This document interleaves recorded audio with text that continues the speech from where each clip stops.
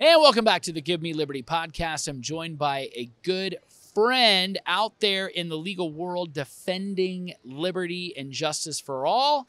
That's Brad Dacus. He is over at the Pacific Justice Institute. Welcome. Oh, it's great to be on the program. Thank you, Ryan. Hey, it's great to see you. We met a couple of years ago at the Council for National Policy, and appreciate so much what you're doing to defend our first liberties in this country, the right of freedom of speech, right, the freedom of thought, the freedom of assembly.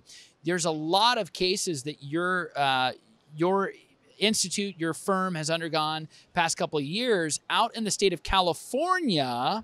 You've done a lot of things to keep churches open. You had a huge Supreme Court win. I want to talk about that and then some other cases you're dealing with. Yeah, this was incredible. So, all the churches were shut down across the country, but then in conservative states, they started opening up the churches. They said if we open up the restaurants, we should open up the churches. But then you had more liberal states like California and Governor Gavin Newsom saying, oh, no, open the strip clubs, but keep the churches all shut down. We went and filed, and we got an emergency injunction from the United States Supreme Court, which is extremely difficult to get. But by God's grace and very high-quality litigation, we got that order, ordering all the churches to be opened up. And with that, sent ripples across the nation to other governors saying, knock it off, open up the churches now.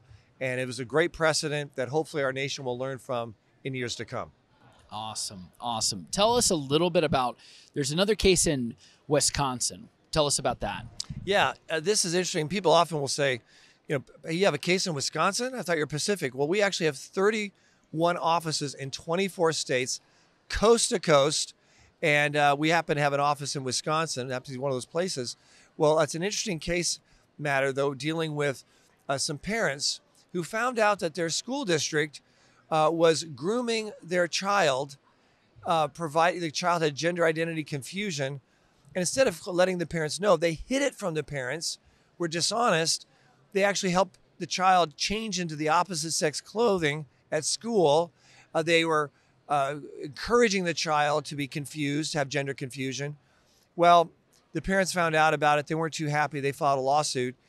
We at the Pacific Justice Institute, we have filed an amicus brief on this very important case because we're seeing this happen across the country. We have other cases like this across the United States, and we are very aggressive. We want to get these kind of cases to the United States Supreme Court as soon as possible.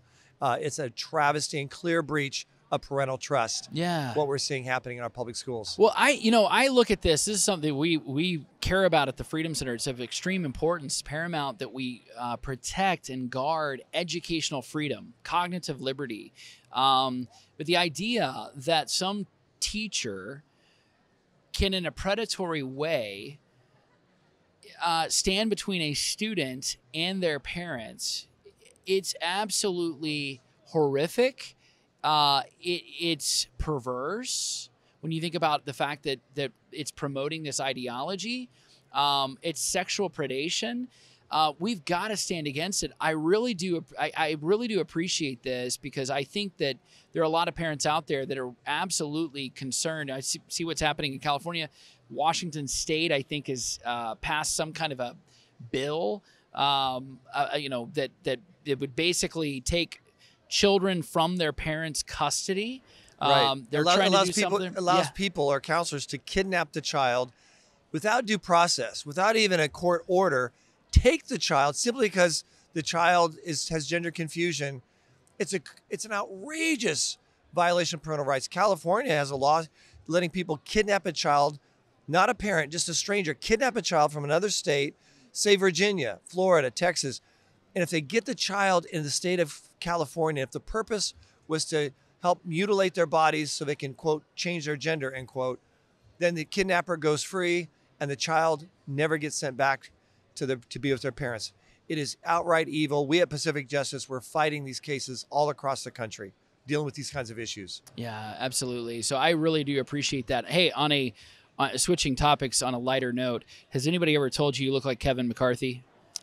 Yes, I have. I've been told that before. Okay. Better looking than Kevin McCarthy. Yeah. More conservative than Kevin McCarthy. Yeah, when I used to gel my hair back, it was even more scarier for people. And Yes. Okay, so we got McCarthy's doppelganger as well. So that's another thing, factoid right there. Okay, but there's another case as well that you're working on at Pacific Justice. What is that? Yeah, we have over 150 cases in active litigation, and all of them are without charge all across the country. So we're just cherry picking just a few here, but this case is in Oregon dealing with a man, he's an evangelist, a preacher, and he's out there sharing the gospel, preaching in an area where there's a pride event, LGBT pride event, and he's preaching the gospel in love and truth.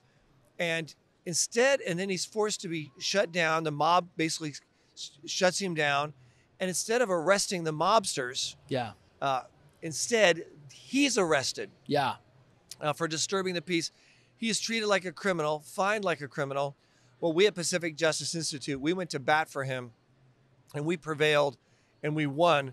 And that was all done, no fees, no fines. But we're having to take on these kinds of cases defending pastors and ministers all across the nation who boldly, lovingly share the gospel in public places, something that the apostles did all the time in the early church. I appreciate so much what you're doing. Where can folks find you? Yeah, it's really easy. They just simply go to our website, pji.org, P for Pacific, J for Justice, I for Institute.org. We do all our work without charge, and we're very unique. We don't just cherry pick a few profile cases. We work hard to make sure that everyone gets help dealing with whether it's religious freedom, parents' rights, sanctity of human life. No one's left on the side of the road at PJI. And I encourage anyone out there, no matter where they live, contact us, go to our website, and they can also get our free e-newsletter to keep up with our many cases all across the country. Awesome. Brad Dacus, the one and only. Thank you so much for joining the Freedom Center at Liberty University. And thank you for what you're doing. I greatly appreciate your work. Thank you.